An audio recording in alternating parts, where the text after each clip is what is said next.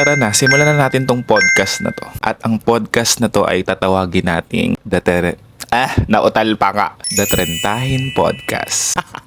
Actually, wala akong maisip na title pero yun na yung pinakang simple at alam kong gets nyo agad. Hi! Finally, we're starting this. And bakit ko ba to sinimulan? Kasi napagod na ako, Napagod na akong maghabol sa buhay. I'm 29 years old right now and I'm turning 30 this year. And I feel like andito ako sa transition ng buhay ko kung saan napakarami kong tanong and napakarami kong sagot din sa mga dati kong tanong. And feeling ko sasabog ako kapag hindi ko shinare sa inyo. Feeling ko hindi lang ako nag-iisa sa journey na to. Marami sa atin who's entering their 30s or nasa trentahin era na makaka-relate sa mga bagay na nararanasan ko. So just to quickly introduce who I am, ako po si Gold. I was born and raised in Atimonan, Quezon Province. I'm a proud probinsyano. Iba ang buhay probinsya. Hindi ko yun ipagpapalit sa kahit anong yaman at sa kahit anong karangyaan sa buhay kasi sobrang saya mamuhay sa probinsya. Laki sa hirap, ang nanay ko ay isang cook sa kantin, magluluto siya. Ang tatay ko ay laborer, 4 kami magkakapatid, and bunso ako. So typical na mahirap, nagugutom, hirap makapag-aral kasi walang pambayad sa school. Ganun. Yung mga ganong drama sa buhay. But I still managed to graduate college. In fact, I graduated magna cum laude, major in financial management, and doon na nagsimula ang kalbaryo ng buhay. Because after graduation, di ba, pag graduate ka ng with Latin honors, parang feeling mo, yes, makakaahon na tayo sa kahirapan. Ito na yon. Pero hindi ka na ng reality ng buhay. I had my first job in JP Morgan Chase & Company. It's a multinational investment bank. And naglast lang ako doon for 8 months. Kasi feeling ko, hindi yun yung buhay na gusto ko. Feeling ko I'm climbing a corporate ladder or I'm climbing a mountain. And I ask myself, kapag ba ito ay patuloy kong inakyat, will I enjoy the view at the top? And the answer is a solid no. Hindi ko talaga nakikita yung sarili ko sa corporate world. So that's why I resigned. I went into sales kasi feeling ko at least doon, laway lang ang puhunan. And I feel like meron akong gift of speaking or opening my mouth. Feeling ko yung career ko has something to do with opening my mouth. So I went into sales. Nag-pandemic. I had to quit. I started my own business dito sa pansitan namin in Cubao. And hindi rin madaling magnegosyo, Akala ko pag nagka-negosyo na ako ay parang yun na yun. Pero hindi pala. And then, I started another business in media production pero hindi rin siya nag-work for me. And right now, I'm here creating content. Parang yun lang yung yun yung quick summary ng story ko. Then, heartbroken, ang dami na pagdaanan sa buhay, ang daming financial struggles na naranasan. And the question that I have in mind is, when is enough enough? Kailan ba magiging enough yung enough? Kasi I feel like, okay, feeling ko pag na-achieve ko to or feeling ko kapag nagkaroon na ako nito or feeling ko kapag na-experience ko na to, enough na yun. Pero hindi, Pag nakuha mo siya, you will strive for more. Pag nakuha mo siya, you will crave for more. And I feel like I don't want that kind of life. I don't want a life na lagi na lang naghahabol. I don't want a life na palagi na lang nagpapadala sa pressure from other people. I don't want a life na hindi ko na naririnig yung sarili kong boses, Kasi sa sobrang dami na ng boses na naririnig ko sa paligid ko, parang nalulus ko na yung self ko. Kasi palagi ko na lang pinakikinggan yung iba. Hindi ko binibigyan ng time yung sarili ko para pakinggan naman yung ako. And nung nagtrentahin na ako, parang mas nagkaroon ako ng clarity na, hindi mo kailangang maghabol. Hindi mo kailangang magpakapagod, magpakamatay sa kakatrabaho para lang masabi mo na enough ka. Hindi mo kailangang patunayan yung sarili mo para lang masabi mo na kailangan mo na magpahinga. Hindi mo kailangang i-please lagi yung ibang tao. Ang kailangan mo lang ay maging ikaw. Ang kailangan mo lang ay magpakatotoo sa sarili mo na pagod ka na, kailangan mo ng pahinga. Kailangan mo na ng moment to pause and reflect. Kaya ako bilang trentahin, sobrang hilig ko talagang tumulala. In fact, starting this podcast, parang dami kong ideas in mind. Kailangan ganito yung concept, kailangan sa studio ako magsushoot. Pero ngayon kakagising ko lang, literal. Pero sabi ko, sisimulan na natin to because kailan pa? And I don't want na sobrang dami ng requirements sa life bago ko siya gawin. Kasi life doesn't have to be perfect. Okay lang na hindi siya maging perfect kasi yung perfection is just a myth. It's a lie that we tell ourselves. We will never be perfect. Ang mahalaga ay nag-show up ka kahit feeling mo hindi ka pa enough. Kahit feeling ko, ano ba itsura ko ngayon? Wala pang ligo. Kasi bakit naman maliligo? Trentahin na nga. Kahit na ganyan lang yung background ko, okay na yan, te. Kahit na wala akong outline ng topics, ano pang pag-uusapan ko, ni hindi ko nga alam kung matutuloy ko to or kung magkakaroon pa ako ng episode 2. Okay lang. Ang mahalaga, nasimulan ko na. And I'm just so happy because I'm doing this now. We're doing this together, guys. And sobra nyo ako nai-inspire. Sobra akong namomotivate every time you message me. Hindi ko alam na yung video that I do on TikTok, Facebook, IG, nakaka-create pala siya ng motivation or inspiration sa inyo. And maraming salamat for giving me energy to create more. Maraming salamat for inspiring me to also keep on sharing, to keep on creating. Kasi naniniwala ako na hindi ako nag-iisa. Naniniwala ako na marami tayo dito na napapagod na rin sa buhay, nape-pressure na rin sa buhay.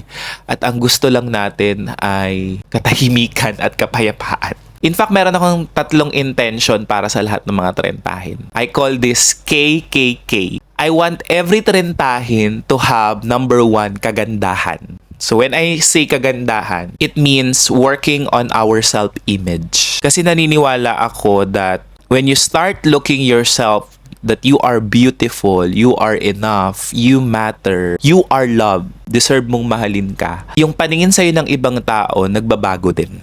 So sa English, when you change the way you look at things, the things you look at change. Ibig sabihin, hindi mo kailangang babaan yung tingin mo sa sarili mo. Hindi mo kailangang maliitin yung sarili mo kasi maganda tayong lahat. Nilikha tayo ni Lord ng maganda at maganda. Wala nang iba. I mean, ako growing up, I always felt na I'm ugly. I always felt na hindi ako yung traditional or conventional na definition ng pagiging gwapo or maganda. Pero ngayong talentahin na ako, na-realize ko na sino ba kasi nag-create ng kagandahan na standards? Wala naman, 'di ba? As long as you feel good with your own skin, with your own hair, your own way of speaking, go maganda ka You just have to believe it. Kasi dati ako parang hindi ko ini-embrace yung kulot ko na buhok. Ngayon okay na ako dyan. Dati sobrang insecure ako na marami akong pimples. Ngayon I don't care. Because naniniwala ako na meron tayong target market. Yung kagandahan nito may target market to. Maa-appreciate ito ng tamang tao. Okay, second K is kayamanan. So naniniwala ako na lahat ng trentahin, we all deserve financial freedom. And I feel like majority of us are really working so hard to achieve that financial freedom. And it goes beyond ourselves. No, the reason bakit tayo nagpapakapagod sa trabaho, the reason bakit sobrang minsan kahit wala na tayong tulog, it's because we wanna provide for our family. And gets ko kayo guys, because kahit bunso ako, I'm also the breadwinner of the family. And minsan nga parang okay lang kahit hindi ko na mabili yung para sa sarili ko. Pero iba kasi yung joy when we start providing or giving yung hindi lang needs ng family natin but pati yung wants na alam nating deserve nila. No? Especially if lumaki ka na nakita mo yung sacrifices na ginawa ng family mo or ng parents mo for you.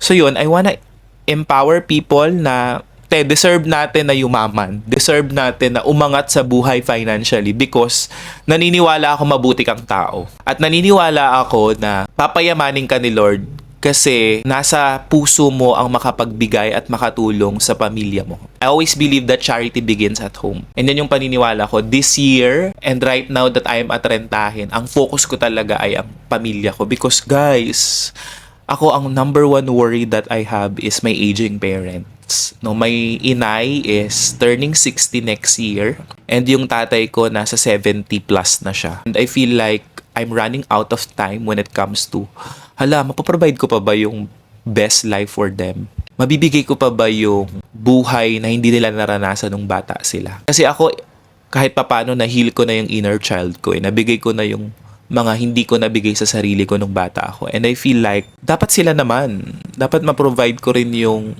para sa kanila or ma-heal ko rin yung inner child nila. At this moment, medyo kalaban ko na yung oras. So, and I feel like hindi ako nag-iisa. I feel like marami sa atin ang gustong magtagumpay financially because marami sa atin merong aging parents. And guys, hindi pa huli ang lahat. Kaya natin ito. And lastly, kapayapaan. Kasi for me, it doesn't matter kung meron kang kagandahan at kayamanan pero wala ka namang kapayapaan. So kapayapaan is actually peace of mind na whether you're still a work in progress or whether you feel like na-achieve mo na yung mga gusto mong ma-achieve sa buhay. The question is, are you at peace? Meron ka bang peace of mind being by yourself? Na-enjoy mo ba yung sarili mong company? Na-enjoy mo ba yung solitude? Dinedepend mo ba yung happiness mo sa ibang tao? Or kaya mong pasayahin yung sarili mo kahit na ang kasama mo lang ay ikaw. And for me, the greatest peace comes from faith. Pagtrentahin ka na, may mga bagay na alam mong it goes beyond your understanding. May mga plano ka na hindi natutupad or may mga plano ka na hindi mo naman plinano pero nangyari. And for me, ang makakasagot lang doon ay yung faith mo. Yung paniniwala mo kay God or kay Lord. I don't know, no? Iba-iba tayo ng religion. But when I say God, it's whoever you believe in. And naniniwala ako na kapag trentahin ka na, mas nagkakaroon ka na ng personal relationship with Him. Kasi may mga battles ka sa buhay na hindi mo na talaga kaya na ikaw lang. As in, susukuan mo siya kung ikaw lang. Susukuan mo siya kung magre-rely ka lang sa sarili mong strength. And masa-surprise ka because may mga battles ka na feeling mo hindi mo kayang pagtagumpayan. Pero mapagtatagumpayan mo, alam mo kung bakit? Because hindi ka nag-iisa. You have Him. You have God who's guiding you since day one. And doon ang gagaling yung kapayapaan ko right now. Knowing that He got me. Knowing that I'm never alone. Knowing that lahat ng nangyayari sa akin is meant to happen. Lahat ng struggles na meron ako are needed for me to grow and for me to maybe live up to my purpose. So yun lang. So KKK tayo guys. Kagandahan, kayamanan at kapayapaan. Thank you guys for listening for the first episode of the Trentahin Podcast. Exciting ito and hopefully you guys can support me on this journey. I still don't know what's gonna happen for the next episodes but I will try my best to upload every week para naman meron kayong source of inspiration or kahit source of joy. Hindi naman kailangan laging malalim yung usapan natin. Minsan ang kailangan lang natin gawin ay tumawa at magkwentuhan. Yun lang. Yes! Oh my God! Eto na. Let's go! Proud of you guys. Sumain nyo ang kagandahan, kayamanan at kapayapaan.